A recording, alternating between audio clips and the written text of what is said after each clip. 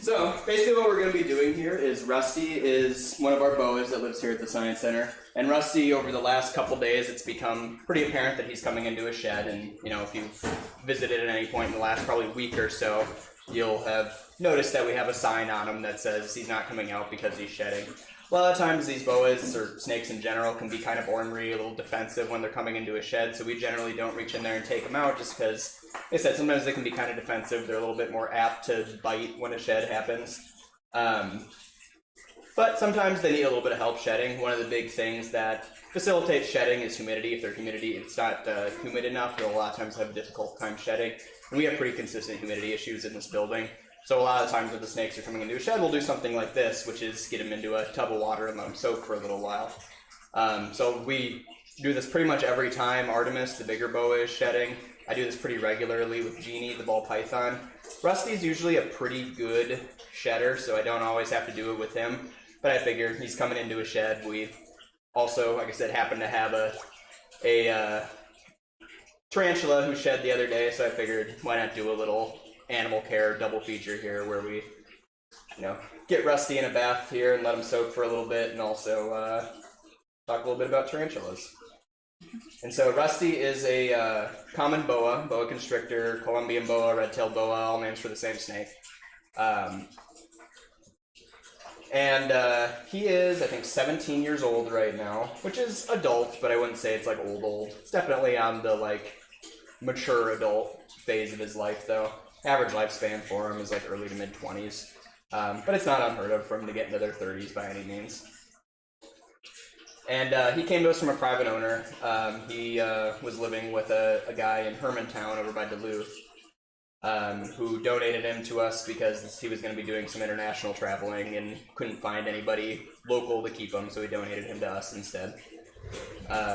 Which was fortunate for us. We had been looking for a new snake because we had, if you came, you know, years ago, you would have met Bo the boa, who lived in the tank that Rusty lived in, and we retired Bo in 2019 just because he was getting old.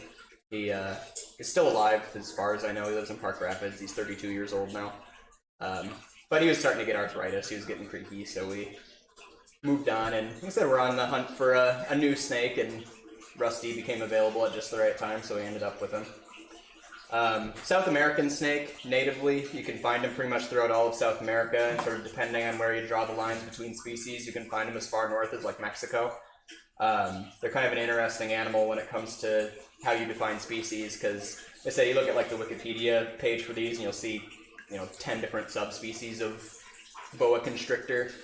But like I said, they can all kind of interbreed with each other. It's a weird thing where so some people, if you're taking like the least generous species definition, they basically just exist in South America. If you go really broad with it, they're pretty much all the way up into almost the US even. And so Rusty, when he's fully stretched out, is about 8 feet long, which is pretty standard size for his age. It's not unheard of for the males of common boas to get into the like 10-ish foot range, but they never stop growing throughout their entire lives. They do most of it for the first, you know, few years that they're alive. So he's done 95% of his growing for his life, but he's never going to completely stop. And that's part of the reason why they shed, is because they never stop growing. And so the shedding usually is a sign that they are going through a growth spurt of some sort. And as far as how often they shed a lot more when they're younger and they're growing faster. At his age, like I said, he's mostly done growing. But he still sheds maybe 4 or 5 times in a year. Every, 3 and change months probably he sheds. Like I said, and that slows down as they get older. They also really concentrate their sheds at different times a year, so you'll see them shedding a lot more when it's warmer, and that's a product of being cold-blooded. So when you're cold-blooded, your metabolism is really closely tied to your body temperature. So when it gets warmer, you grow faster, you shed more. And then when it's cooler, you shed less. And so you'll see pretty much all the reptiles here will shed maybe 2 or 3 times over the course of the summer, and then maybe only shed 2 or 3 times the whole rest of the year combined. And even in the Science Center, where we pretty much keep the same temperature all the time, Like, we don't change it that much, just a few degrees from season to season. Even at that, just like those couple of degrees difference from season to season makes a difference as far as like how fast their metabolism is going, and will kick them into a growth spurt and get them growing, which makes them shed more. And so, you can maybe see with him, if you look at his head here, if you look at his eyes, you'll see his eyes look kind of cloudy. And so, that cloudiness is a big part of the reason why they get kind of defensive when they're coming into a shed. And so, one of the weird things about snakes is they don't have any eyelids. And so when they shed their skin, one of the things they have to do is make sure that they're not going to get like infections and things like that during the shed. And so what they do basically is they just flood their whole system with lymphatic fluid, basically a disinfectant that their body makes. And that flooding of lymphatic fluid is what gives them sort of this cloudy appearance. But because they don't have any eyelids, they actually have to shed a layer off of their eye as well. And so their eyes get all cloudy, just like the rest of their body does, so they can't see very well. And it's not like super debilitating for them. It's not like the end of the world if they can't see. They don't rely on their vision very much. But it still is a sense that they have and that they use and that they're losing. So like I said, it tends to make them a little bit more defensive when they're in that mode, which is why we don't take them out, especially we don't take them out with guests when they're sort of in that phase especially. As far as like how long a shed takes, I can usually tell when a shed is coming with Rusty. And this is true-ish for most of the snakes. It changes a little bit from snake to snake. But I can usually tell when a shed is coming about 2 weeks out with Rusty. And usually the first thing I'll notice with him is that his belly changes color a little bit. It turns from sort of being a sort of creamy color to being almost like a pinkish. It gets sort of this pinkish hue to it that is unique to like a shed coming up. And instead, from there, you can feel it too. Eventually, like the skin gets a little crinkly when the shed is coming up. That you can feel. You said sort of the whole body tends to get sort of darker, and like I said, right before the actual shed happens is when that cloudy phase happens. So when he gets cloudy, that generally means he's going to shed in the next like day or two. Like he sheds at night a lot. I don't know what the benefit of that is, but he often sheds overnight, I find. And it's kind of a vulnerable time for them, and that's true for a lot of things. And so, it's not only because they can't see, but because they're sort of, tangled up in their skin. When they shed, it comes off all as one big piece. And so he's got this, 8-foot-long hunk of keratin that he's got to kind of grapple with if he wants to move. Where he's, not only can't see, but he's got crinkly, it's probably uncomfortable, it's probably itchy, I would bet, when it's coming off. But even, like I said, when it's in the process of coming off, now all of a sudden, it's like, being stuck with a t-shirt over your head and trying to go around about your day probably for him. So it's something that is not comfortable and probably a little unnerving for him. So like I said, they get pretty defensive during it. And like I said, what the shed is made of is keratin. So snakes have kind of an interesting skin. They have a bunch of different layers to their skin. So they have a dermal layer, much like we do, that's sort of, skin, like we would kind of think of skin. But then obviously they have scales on top of the skin. And the scales generally are considered to be a part of the skin. They're considered to be sort of a top layer of the skin. And so when they shed their skin, what they're really shedding is like the top layer of those scales off.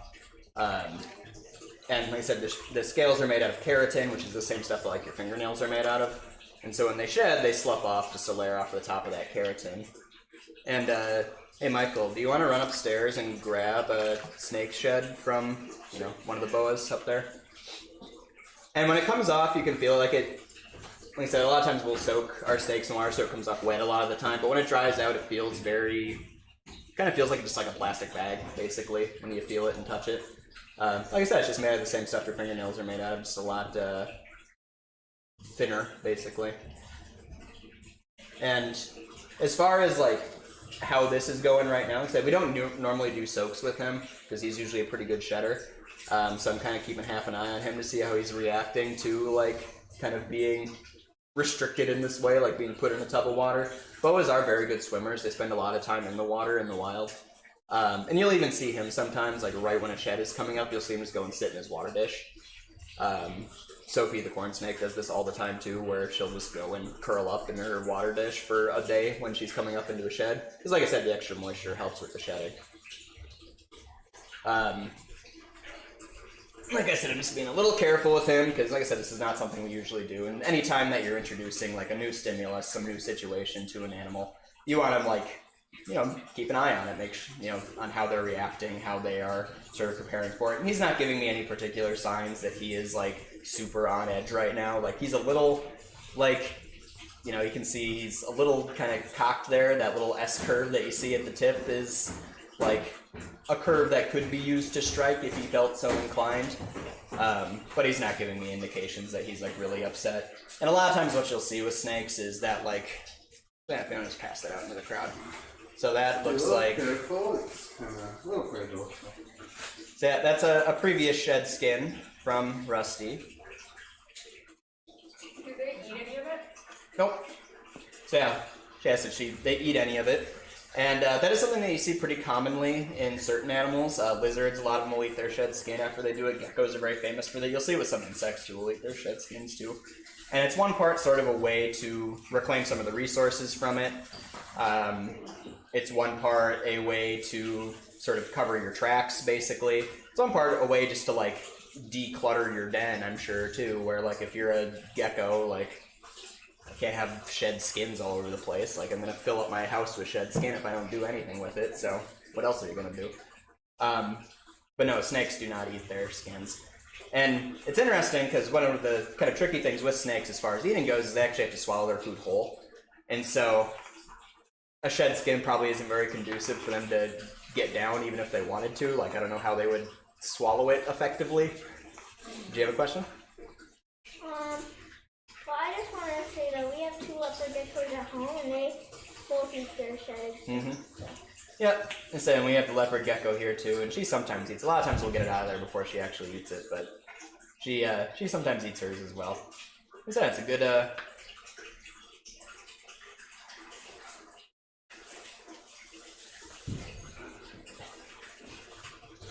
No. He's bad about it.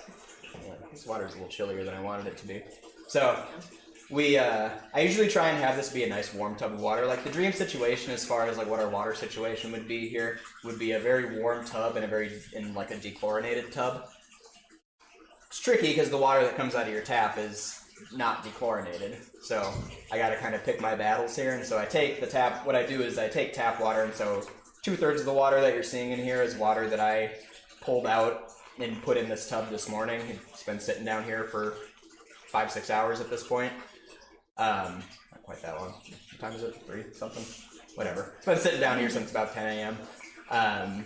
And just letting it sit out for a while gives it time to dechlorinate. That chlorine will evaporate off of the water if you give it time to do so. But the kicker of that is obviously that you can't have it be warm. It gets to room temperature in that time. So what I do is I take one last bucket, like right before I dump him in there, of warm water, and I put it in there just to warm the water up a few degrees so that he has warm water that has some chlorine in it, but not as much chlorine as just regular tap water has. So I try and get the best of both worlds out of it, but like I said, I think I missed a little bit here, and this water's a little cooler than what I would like it to be. Because yeah, they like warm water too. Like I said, they're cold-blooded, so they'll seek out warm temperatures, and if they get too cold, it'll slow down their body processes as well. So like one of the things we used to have as an issue before we got our new HVAC system with Rusty is was in the tank that, or Bo was in the tank that Rusty is in now. One of the things that used to happen with him is he would like get up in the morning and basically go get a drink of water from the other side of his tank, because his water bowl is on the opposite side is where his like heating pad and dish is. So he would go over to the opposite side of his tank to go get his water, and then because our cooling system was, our heating system was so bad, it would be colder on the opposite side of his tank because it was near the front doors. And so he would go over there, he would get too cold and not be able to move, and we'd have to manually pick him up and take him back over to his heating pad on the other side of his tank in the winter, just because of, the doors opening and closing basically and the front entry being really cold. But that's gotten a lot better since we got a new HVAC system a couple of years ago. It's not as big of a deal anymore. But instead, even just like being in a cold temperature for a few minutes like slows them down dramatically. And that's something that some reptiles will use to their advantage. So like around here, I mean, we have reptiles that live outside and have to deal with like those cold temperatures. And so being able to really slow your metabolism down has its benefits, where say you're a snapping turtle, for example. You live around northern Minnesota, you are the biggest reptile we've got in Minnesota. You live in the water in Minnesota primarily. You got to figure out what you're going to do over the winter. And so what snapping turtles are actually able to do is they actually hibernate underwater in the winter. And they're able to hibernate underwater because they get it, you put them in cold enough water, and basically their heartbeat drops slow enough, and their respiration, their breathing drops slow enough that they are able to pull enough oxygen out of the water to actually be able to breathe under there, basically, for however long they need to. And basically they can absorb some oxygen from the water mammal, where like a few years ago, maybe 5 years ago now, we had a really goofy winter up here where we had like multiple like freeze and thaws that happened sort of in the spring. And I know it was a big issue for the snapping turtles because they kept waking up because it was getting warm. It was getting warm enough that it was triggering the snapping turtles to come out of their hibernation, and then when it would refreeze again, they were getting caught out in the cold and dying. And that happened a couple of times and really did a number on the snapping turtle populations up here, maybe in like 2016, 2017, something like that, but they're still recovering from. So then we have snakes up here that hibernate as well. And it's kind of interesting, like with the snakes, is they tend to hibernate in big groups. Like they're not social animals typically. They don't live together, but when it comes to the winter, what they'll do is they'll all kind of collect in one big area and hibernate in one spot together. So you can, you know, if you know where you're looking and how to find them, you'll stumble upon these big hibernation balls that the snakes do. So they all clump together into one big ball, and they mate while they're there also, but they also sort of hibernate in that situation too. So you'll find them where people tend to encounter them is every once in a while. They'll happen in like people's basements. They'll get a snake ball that happens down there. And it's interesting because when we think of an animal that's cold-blooded, we think of an animal that like doesn't produce any body heat. But just by virtue of like having any body processes going, you're producing some heat. Like every time your heart beats, you're making some heat, just because like a thing that moves puts heat off as a waste product, basically. You know, there's friction that happens that's gonna release some heat. Every time you take a breath, you're releasing some heat. Every time a muscle contracts, it releases some heat. So even if you're cold-blooded, you can still get some benefit from really clumping together with a bunch of other animals and conserving heat that way. The same way that, you know, a pile of penguins does down in Antarctica. They're not as good at it, but it's there and it helps a little bit. And sometimes that little bit is all you need. What do you think?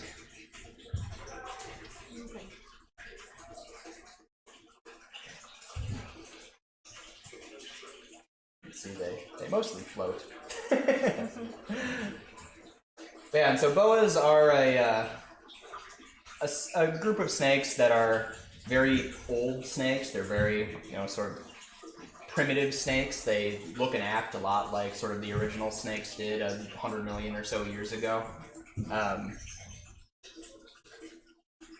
Snakes are a group that sort of crops up sort of towards the end of the Cretaceous period. They overlap with dinosaurs a little bit, but not like a ton.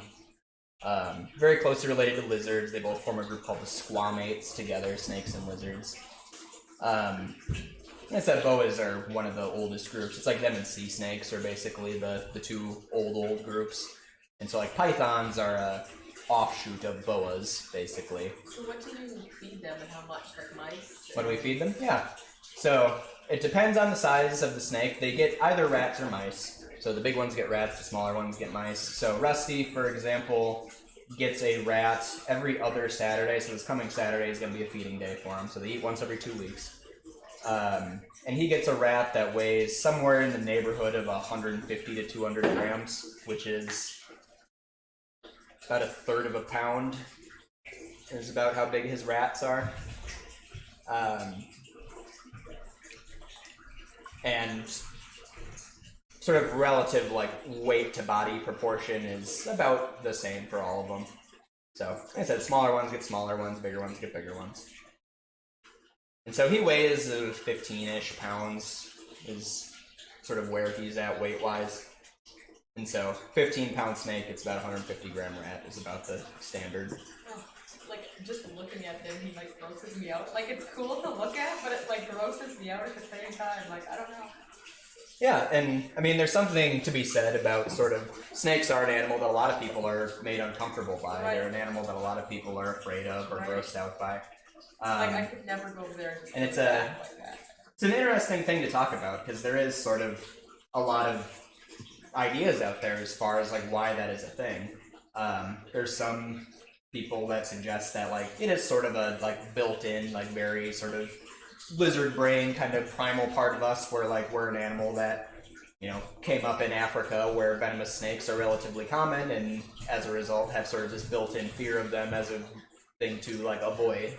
There's also something to be said for the fact that like you think about depictions of snakes in media and they're never positive. Right. Like, there's no hero snakes out there in any stories.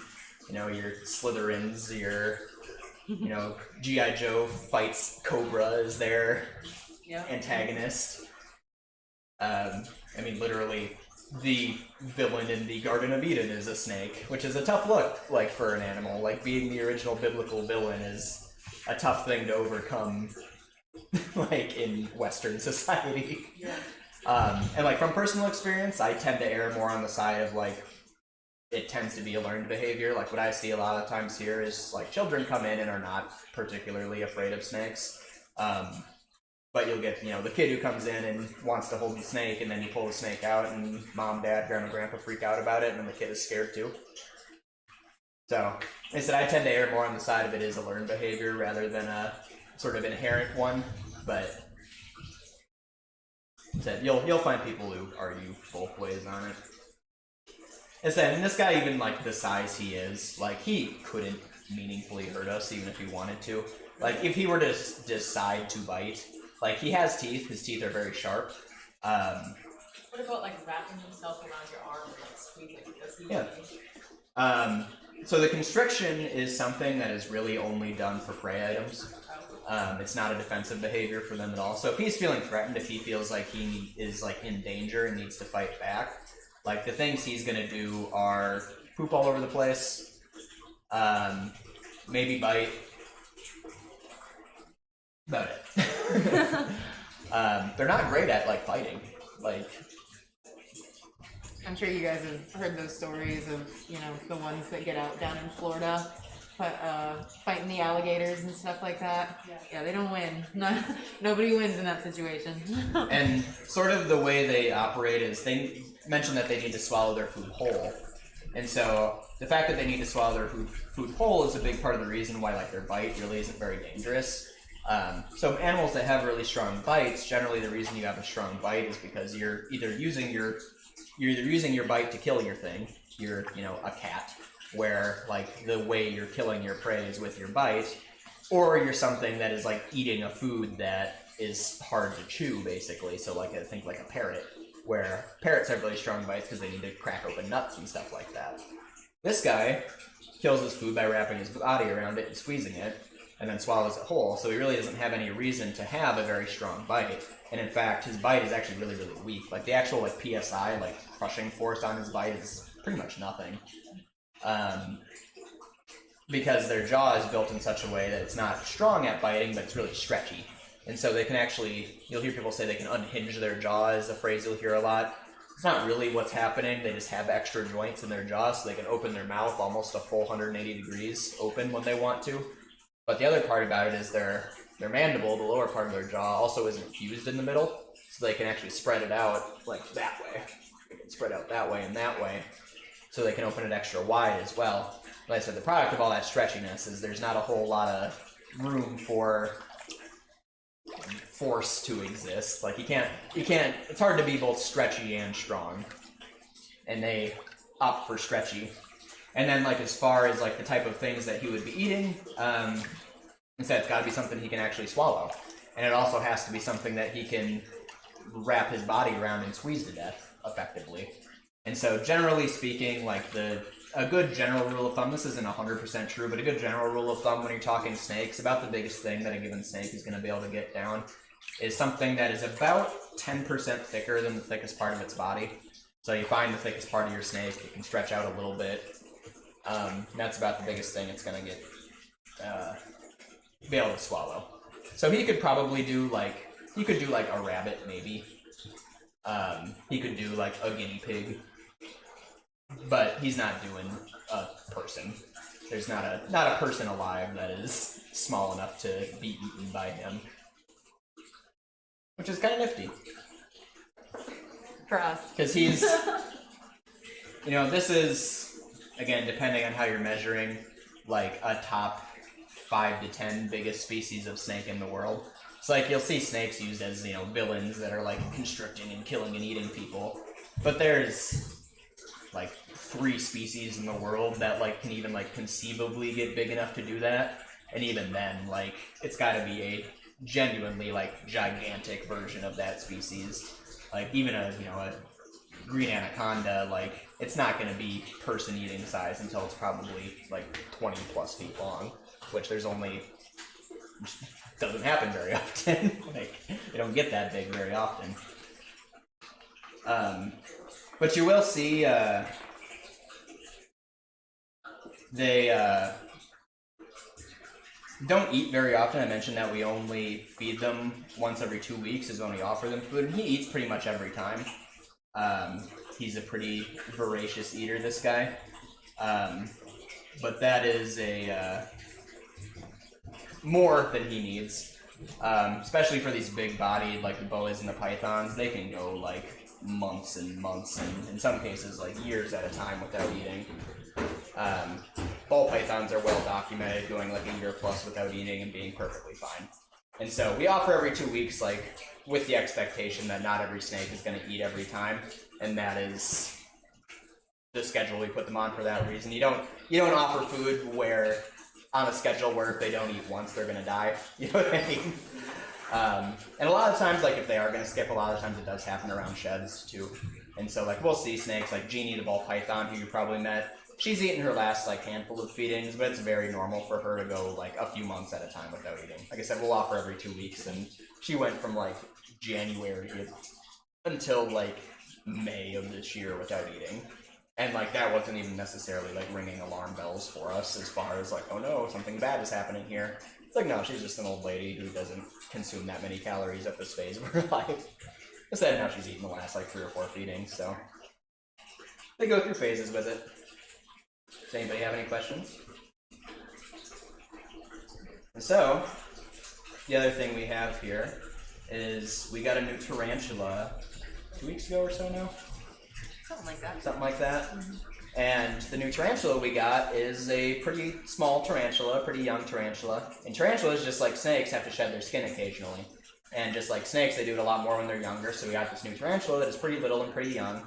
And so, like I said, we got it about 2 weeks ago, and maybe 3-4 days ago now, it shed its skin, which is something that we're probably going to expect to see it do pretty regularly, at least for these first few years that we have it. The other 2 tarantulas that we have, I guess for perspective's sake here, are both older tarantulas. And I have been here for about 4.5 years now, and those 2 tarantulas that we have that aren't the new one have shed once apiece since I've been here. So once they like hit their like older sort of adult phase, the shedding rate drops down to like every couple years basically. But when they're really little, they might shed, once a month, once every few weeks basically. And it gets, again, less and less and less as they get older, and their shedding schedule or their growth rate drops. But because we have this nice little young one, she's going to be shedding probably relatively regularly for us. And a lot of times what we'll do with these sheds is we'll take them out and we'll mount them. And so I might have shown some of you guys upstairs. We took one of the tarantula sheds out and took a little bit closer look at it. But we're going to do the same thing with this most recent shed here. But, yeah. We're going to pull him out. We're going to wrap him up in a towel here. So snakes don't sweat. But the way sweat works basically is sweat makes a bunch of moisture happen on your skin, and then when that moisture evaporates, it cools your body down. Turns out you can just spray water on a thing and it basically is going to simulate the way sweat works. Thing is, we don't want him sweating. We don't want him cooling down because he's cold-blooded and he's already probably colder than he wants to be. So we don't want him cooling down, so we're going to dry him off before we put him back in his tank for the sake of keeping him energized and happy and healthy. I'm just going to keep his head over here by me. Like I said, this is not a thing we do with him very often. So like I said, anytime you're introducing sort of a new set of stimuli to an animal, you want to be extra careful with it.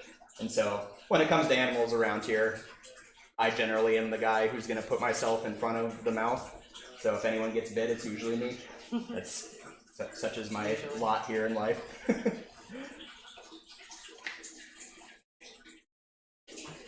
It was actually on his job description. So, Get bitten guy. get bit guy. And it doesn't happen often, but like I said, every once in a while you'll get the situation where They're not happy. they're not happy with what you're doing with them. You got to do something that is good for them, but they don't necessarily enjoy, or I have to like administer medicine to an animal, which involves like prying its mouth open, and sometimes that mouth closes while your finger's in there. Sulky. Or the hedgehogs. That's the worst bite I've ever gotten here with a hedgehog. From a hedgehog? Yeah. That's pretty good. He's still a little wet up here. Doing a little dance for us. I just took a bath on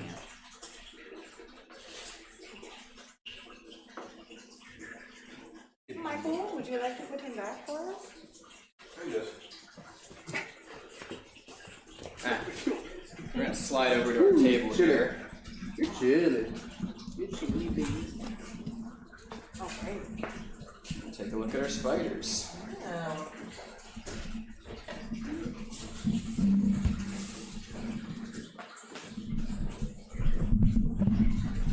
Yeah.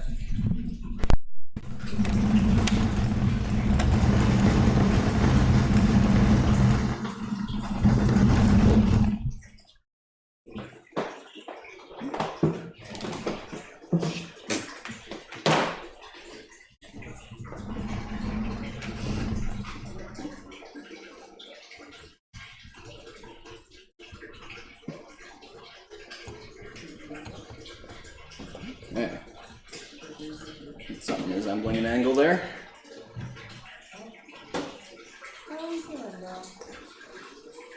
Yeah, you want to come over to that seat over there so you can see a little bit better?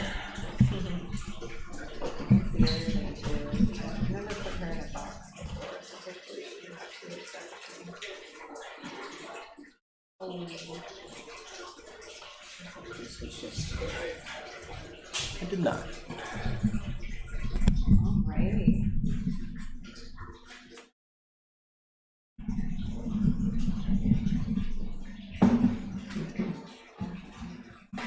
This is Daisy. She is our Chilean rose tarantula here at the Headwater Science Center.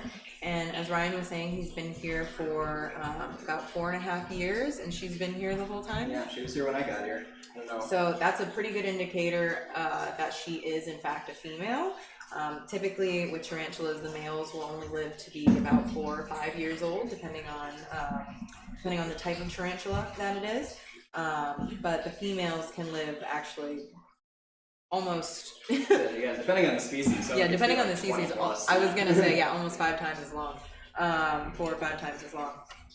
So the fact that she's been here for this long and potentially longer than 4.5 years means that she's most likely a female.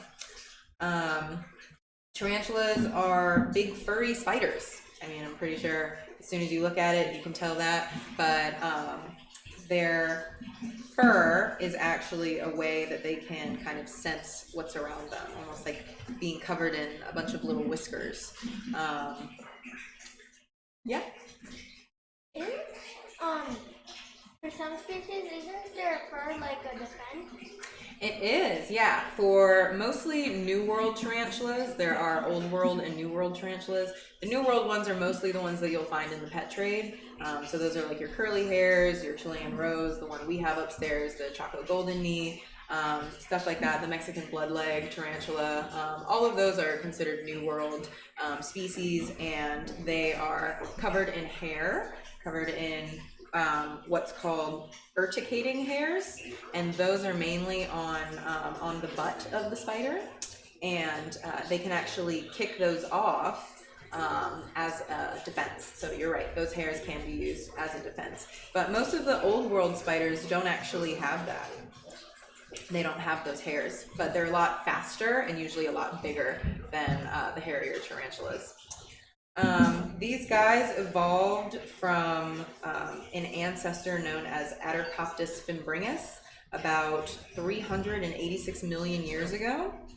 And that was like one of the first arthropods with a spinneret and segmented bodies. Pre-dinosaur. Pre-dinosaur. Yeah, I guess so. 100 million years before dinosaurs. Yeah, look at that. But yeah, that's another aspect of tarantulas is that they have segmented bodies. They've got the cephalothorax, which is this first section up here that holds where their mouth is and the eyes. Cephalothorax actually means head and I guess yeah. I guess yeah. The thorax is kind of, yeah. So it's So like the bones in your neck are your thoracic vertebra. Right. So like that much is considered the thorax, and then the rest of it is the abdomen and the butt back here. But all of the legs of the tarantula are connected to that very first segment, and that is a defining feature of most arachnids, of all arachnids really, and you can really find these guys. I mean, now that they're in the pet trade, you can kind of find them all over the world, but they typically like to be in warmer climates. You can find them in like Mexico, Central America. They're moving north. They've got them in like Kansas, Nebraska now. Like naturally? Oh, that's interesting. That must be because of climate change. That's nice. So your spiders are moving north. Keep that in mind for all of you arachnophobes out there. It is getting warmer, and they do like warmer temperatures. I'll bring her a little closer so everyone can get a real good look at my friend Daisy here. And so those very first two leg-looking things are actually the pedipalps, and those are actually technically part of the mouth, and they help bring food into. But they're little. There. And that's where their mouthpiece is. That also holds their fangs, and they do have fangs. They produce a very weak venom that mainly they use on their prey because it'll dissolve the insides of their prey, and that's really how they eat. They eat by drinking. And so these guys can eat grasshoppers, other insects.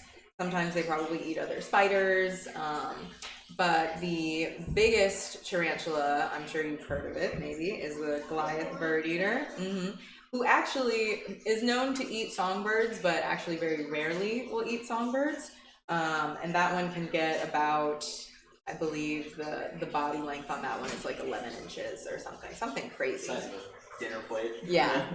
Almost a foot. So it's, it's a pretty big spider, pretty big tarantula. But we don't have to worry about those guys. Yet. Yeah, they are moving, but we don't have to worry about them yet. Did you have any questions about my friend here? No? Alright, well, this was Daisy's first ever demo, and so, well, with me. Again, because at one point we stopped taking the tarantulas out, and I guess the person who usually handled them just wasn't here anymore, and so I've kind of made it my mission to get us back into handling tarantulas, because I think they're really cool, and I think it'd be nice to be able to have them run across somebody's hand out there on the floor, So, like you were saying, Daisy has been here for a while, but we just got a new tarantula a few weeks ago. His name is Schrodinger. Okay. And Schrodinger shed. And so, just like the snakes shed, the tarantulas shed periodically. And they're a little different. So, the exoskeleton of a tarantula is made out of something called chitin. And chitin's sort of this unique chemical. It's very similar to keratin, very similar to the stuff that like our fingernails are made out of, but it's a little different. It's something that arthropods are really known for, but a few other things make too. So if you think about like the beak on an octopus or squid, that's made out of chitin as well. Like Their skeletons are also made of chitin. The pen in a squid. Yeah, the pen in a squid, yeah. And so, it's really light, it's really brittle, and so you might have noticed when I had it in there was just a plastic baggie, because this happened a few days ago, this came out. I had it in a plastic baggie with a damp paper towel in there, and that helps soften it up a little bit. And so what we want to do is we want to spread it out without breaking it. And so having it be a little more soft, a little more flexible is convenient. And then what I have here is I just have a piece of styrofoam. Came with some package that we ordered at the Science Center. And then these are little pins. So these are specifically entomology pins. They're really little sharp pins, basically. If you were interested in doing something like this, you don't need to get specialized pins for it, but I work at a place that just has them laying around, so I might as well use my figure. And so what we want to do here, and maybe you can help me out here, Lene, is Absolutely. basically we're trying to just spread these legs out a little bit, again, without snapping any of them, ideally.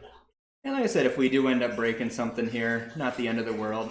This is a spider that we're expecting to have at the Science Center for a long time, and is probably going to be shedding relatively often here to begin with, because, like I said, it's pretty young. But kind of a cool opportunity to see sort of how these guys look up close without having to worry about them moving around on you too much. Because what we're seeing here is if you see this big piece back here, this is the back. And so when they shed, what they do is the back piece pops up when I was talking about the cephalothorax. Mm-hmm. And so this piece is the back of the cephalothorax, and so it sort of pops off almost like a, when it happens, it's almost like a can opening up where the cephalothorax piece pops off, and then the piece on the abdomen sort of peels off from the top here. So you can see it's actually still attached very sort of delicately here. Like I said, it pops off here, peels off that way. And when you see them shedding, a lot of times what they'll do is they'll roll over and they'll shed on their back. So a lot of times it's one of those things where, like, when it happens, it's always like as their caregiver something where you're a little like startled by, because you walk in and you see your spider laying on its back and you're like, oh no, did it die? But nope, it's just shedding, it's just growing. It's like the opposite of dying. It's getting bigger. Growing. Lights. Do you want some pins now? Sure. And I guess the other cool part is you can actually look, and it probably isn't going to show up on the camera. It's probably too fine to see on the camera. Oh, let's bring it closer. But you can see a bunch of little holes right here. You're off Oh, screen. There you go. and those holes are where the eyes are. So you can actually see they have, I don't even know how many eyes, to be honest, off the top of my head. 8 eyes? It's 8. Okay. When I did research before this. You can see the fuzzies on there, and if you want to come up and get a closer look at it, you're welcome Yeah, to you too, can come bud. up. And basically what we're going to do is I'm just going to put pins right through the ends of the feet here. And we're going to sort of spread it out, and what's going to happen is this is going to harden in whatever position we put it in, and then what we're going to do is we're going to put it in one of these guys, and we'll just glue it down onto a position here. We'll cover it up, and then it'll be something that we can use on the exhibit floor when we want to talk about the spiders.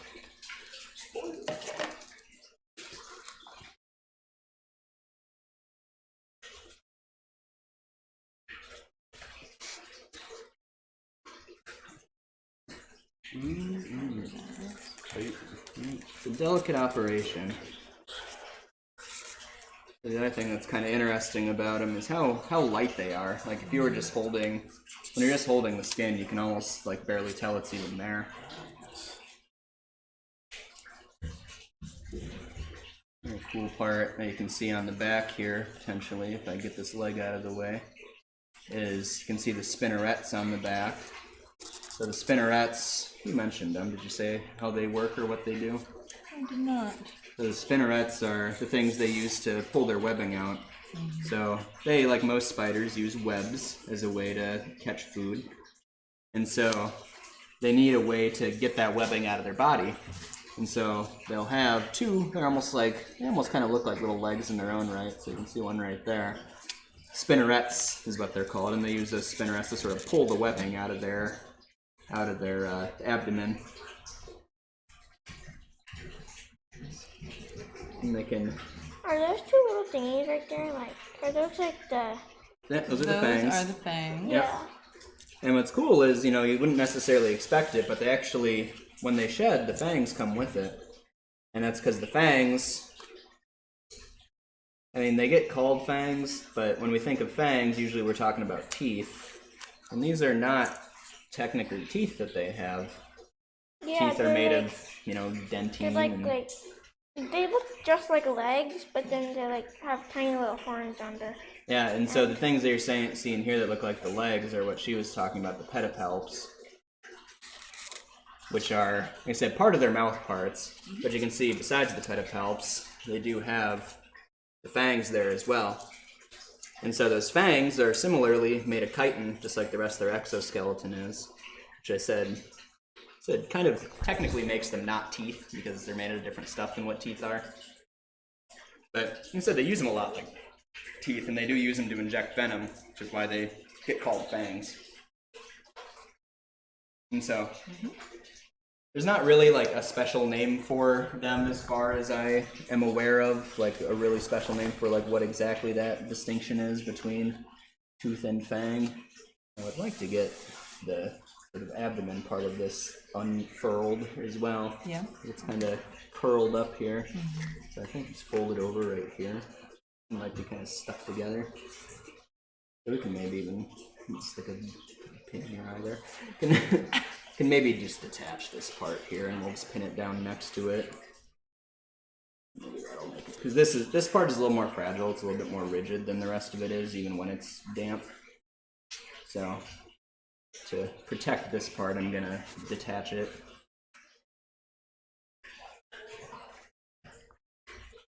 Just hold it. Just set it aside for now and we'll glue it down separately when it comes down to it. Use the back of a pin here and try and slip it in between there and hopefully get this spread apart. So you can see the abdomen part here is kind of smushed together. It's kind of folded together into one piece. And ideally I'd like to get that kind of out so you can get a better look at the spinnerets on the back, but I don't know if I'm going to get it with this one. But so it goes. Like I said, she hopefully is going to give us lots of opportunities to actually get a good skin from her. Because she's young and new and has lots of life ahead of her to... Can I touch it? Yeah, if you want to be very delicate, you can touch it.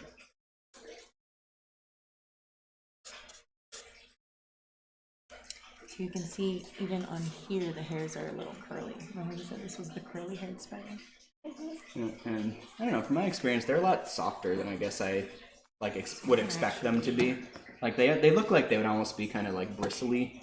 I think they look like they would be Look at the difference between almost like a Brillo pad to touch, but they aren't. They're actually very soft when you touch them. The actual spider is a lot bigger. those are kind of like Yep. So it's from a bigger spider. So this the spider that we had there is a different spider than what this skin is from. We do have a shed skin from her upstairs too, though. We didn't bring it down, but we do have one from her. There's another Chilean right down here somewhere too. Yeah, this didn't happen super clean, but we're getting a little bit done there.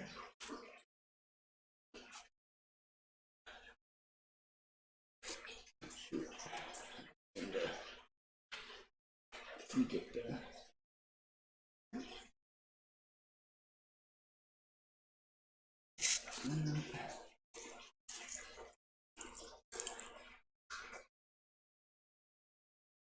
Normally, when you're mounting insects, so there's people who have like whole kits for it. Anyway, Another way. like you were holding the pin. Oh yeah, I was using the back end of it to spread it apart. So I didn't want you to push. Yeah, you'll have entire like bug mounting kits. They'll have all sorts of tools in it. So I'm trying to do sort of an entire tool sets worth of stuff just with a set of pins, basically. Which pretty sure we have some of those kits laying around, but I don't know where they are right now. So, but you can see we actually got the abdomen opened up a little bit there. You can see where the spinnerets are a little more easily there. They can see the cephalothorax back there a little better too. And like I said, we'll let that sit for probably 2 days or so, and then what we'll do is I usually just hot glue them down in here. I just put them in there and hot glue all the feet down so that they're nice and stable, and we cover it up so that we can actually use it without having to worry about them breaking. So, we've probably been down here for an hour streaming or so. Couple people watching, so thanks for hanging out. Thanks for watching us bathe Rusty and visit with our spiders a little bit. we haven't been doing very many streams lately. It's something that we've kind of tailed off in the summer, but we're probably going to pick up more again in the fall. So if this type of stuff is interesting to you, absolutely. Like, keep an eye on us. Stay followed. We are not completely abandoning it, but we, like I said, slow it down in the spring and summer because we get a lot busier around the science center. And you know what? Sometimes we just can't sit for an hour in the basement putting pins in spiders.